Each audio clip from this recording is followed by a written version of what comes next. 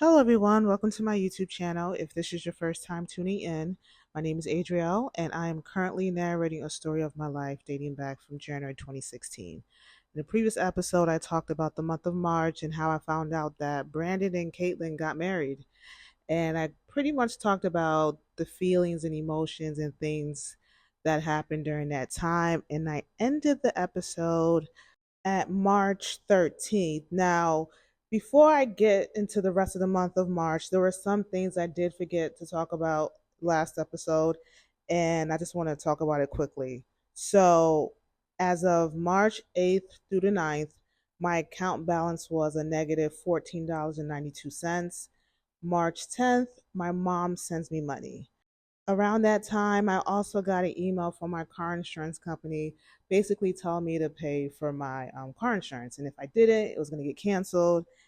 And I think that's pretty much all the stuff I need to cover for the beginning part of March. So I'm going to start this episode from March 18th. So here it goes.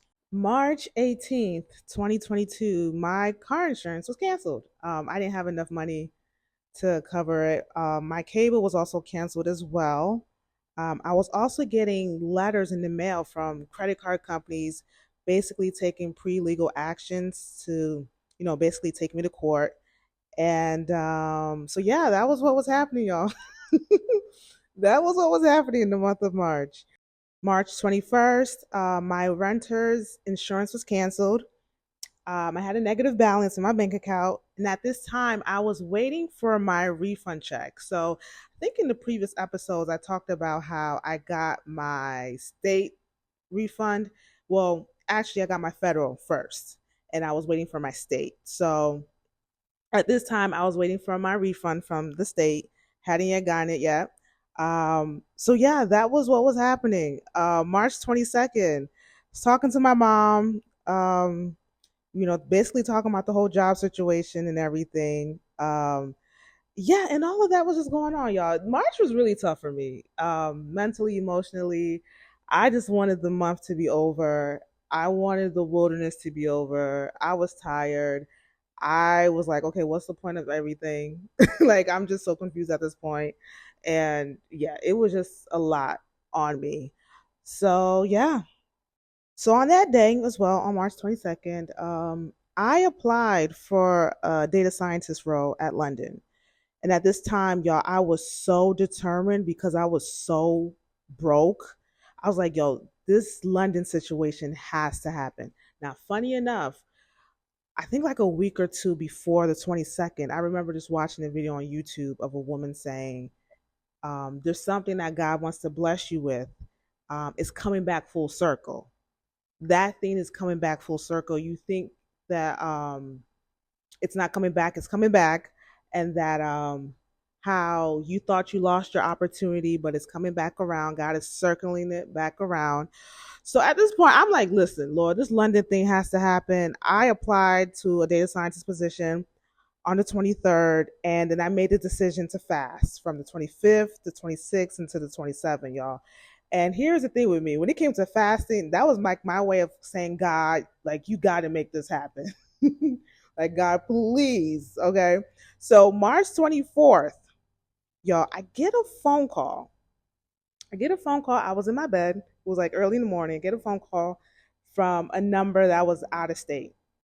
And I typically don't pick up numbers that's from out of state. But funny enough, y'all, when the call was coming in, I was staring at the number, staring at my phone, thinking, contemplating, should I pick up the number? I was like, I don't think I should. I'm like, if it's important, the person is going to leave a voicemail, right? Sure enough, the person did leave a voicemail. I listened to the voicemail and they said that, hey, this is Charlotte. Let's just say Charlotte.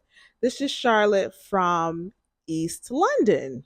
Now, if you remember in previous episodes, I talked about how London created basically a sister company, and they had taken some people from their department into the sister company. So, and I titled that company East London. So, anyways, I get the voicemail. It's Charlotte from East London.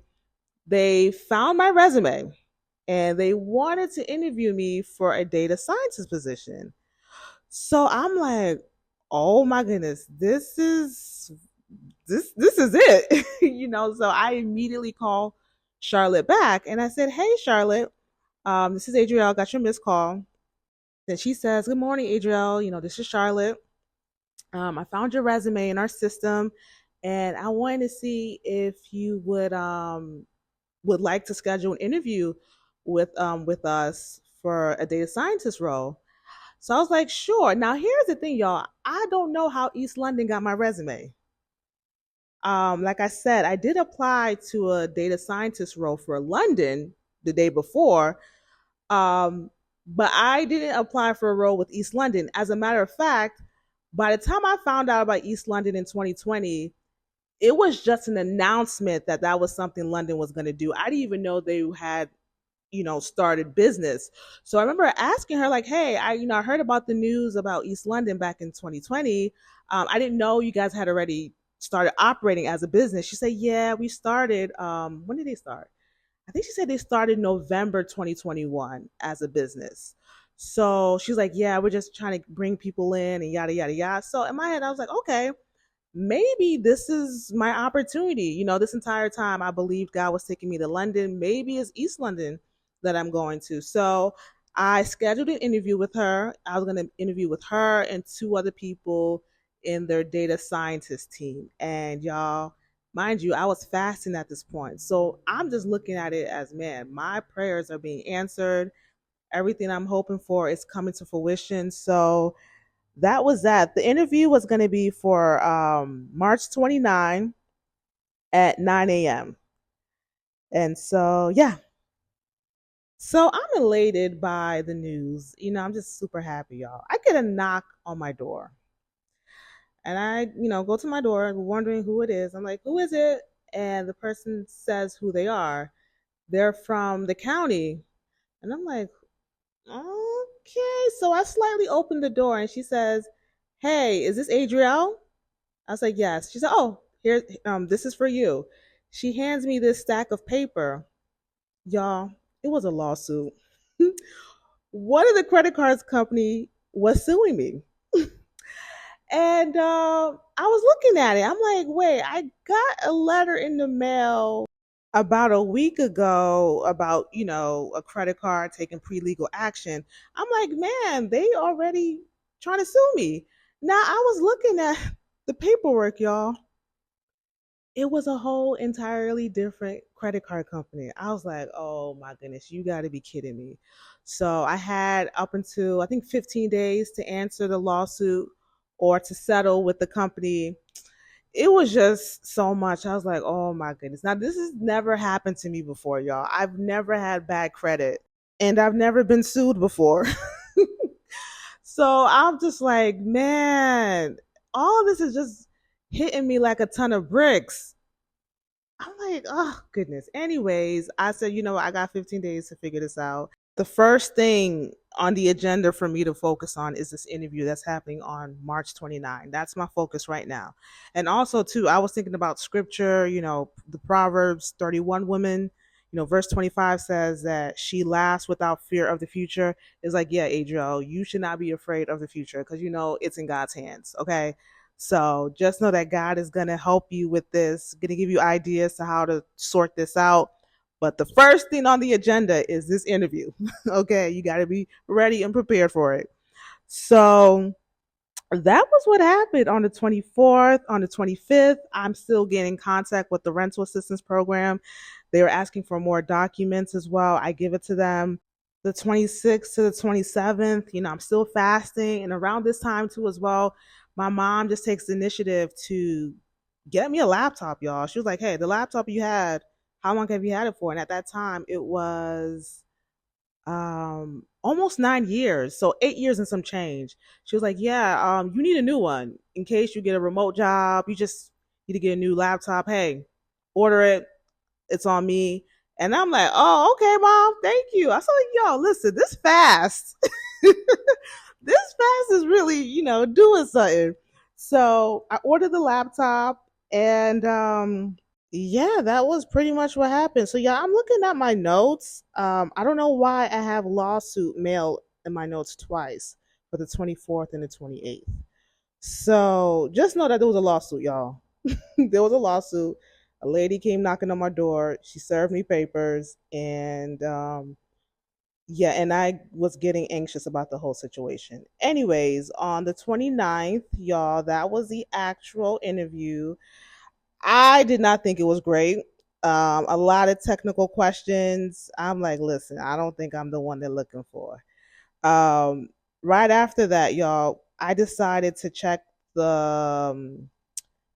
my candidate portal on London, and I was rejected for the data scientist position. Now, I'm thinking in my head, hey, is this the same position I just interviewed for with East London? I was getting so confused. Um, so yeah, y'all, that was pretty much what happened in the month of March. It was a mess. My finances was a mess. I ended the month with the balance of a negative $165. My rent due was 11,307. Oh, let me say that one more time. $11,376.19. In the month of March, Melissa did also reach out to me. She asked me about my situation with the whole job thing, told her I was unemployed, I was broke. She sent me a $200 gift card, y'all. And also in the month of March, because I didn't have car insurance, I did not leave my apartment. The only thing I was able to do was walk around my community. I could not leave Hidden Valley, y'all. And I was like, man, I can't leave my place. So in order for me to do groceries, I had to go through Instacart. So it was terrible. What else again happened? Um, didn't get the refund as well. And I had a Brandon dream. I'll just quickly talk about that. I had a dream that Brandon was living with a family. It was a man and a wife, so husband and wife, and they had a daughter. She was like 5 years old. And Brandon was living with his family because he didn't have anywhere to live. And part of the arrangement of him living with this family was that he had to take care of the 5 year old girl. So basically, he was like a live in Manny, so to say. I woke up, I'm like, why am I having a dream that Brandon had nowhere to stay? So he had to stay with the family and he had to take care of a little girl. I don't understand this. Yeah, just the idea of Brandon not having a place to stay, that kind of confused me. But later on, other things happened in Brandon's life and Caitlin's life that was very confusing and was very confirming of my dreams. So yeah, that was pretty much what happened in the month of March, y'all. Next episode, I'm gonna talk about April. I might just breeze through April and May, y'all, because this story is super long and I just need to get through all the other stuff that I need to get through. So yeah. If you're liking a likely story, please like, comment, subscribe. Please share my videos as well. And until next time, y'all. Bye.